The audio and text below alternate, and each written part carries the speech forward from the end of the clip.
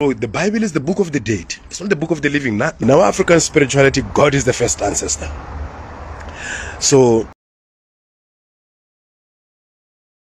today we have the elder within the Rastafari community. He is also a chairperson of the Rastafari United Front and also a scholar of African tradition. Let's go. in the person of the person, there are many persons. That is why in our African tradition, when we greet you in plural. Sanibonani, Dumelang, Tobela, Avusheni. We greet in plural because we are greeting them in you. In the person of the person, there are many persons. You are not alone. You are 33% your mother, 33% your father, 33% yourself. Inside of your mother in you is her mother and father in her. Inside of your father in you is his mother and father in him. So it goes on and on and on and on. So you are a community of people. You are the ultimate representative of all that came before you. You are the total summary of all that make you up from the very beginning of your ancestral line until to now.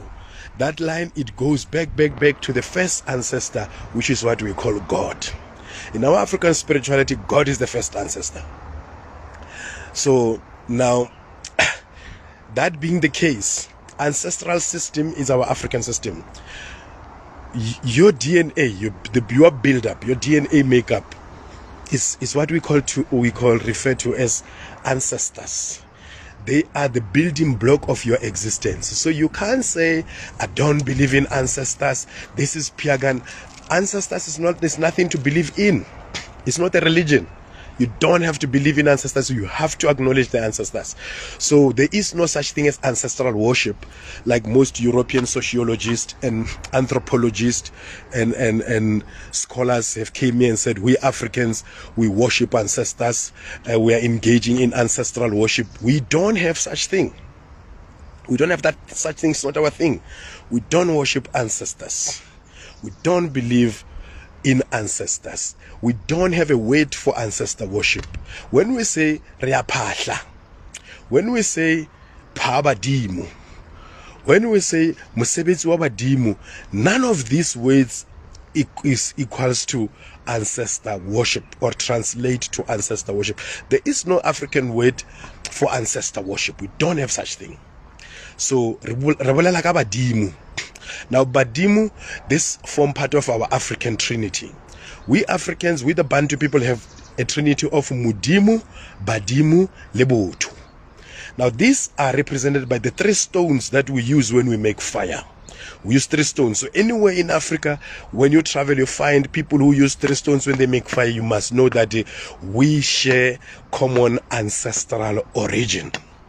And these 3 stones represent our trinity, which is Mudimu, Badimu, Botu, or God, ancestors, and Ubuntu.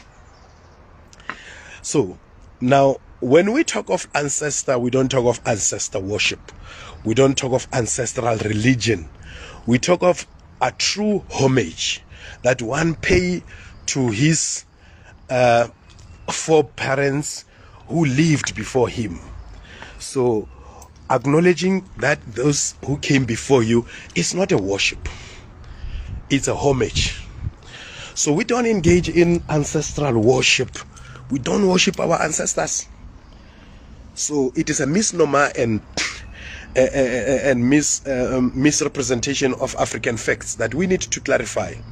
As Rastafari, one of the things we are here to do is to make sure that we wipe out all misconception about ourselves as African people, about our ancestors, about our existence, about our cosmology, about our ontology, about our very philosophy of life we call Butu or Ubuntu, that sometimes they refer to it as humanity.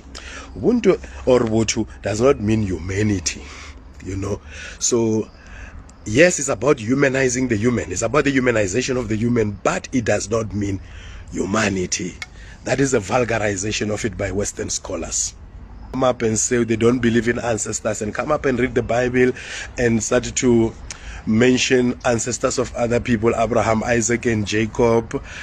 Basically, nobody who's written in the Bible is alive.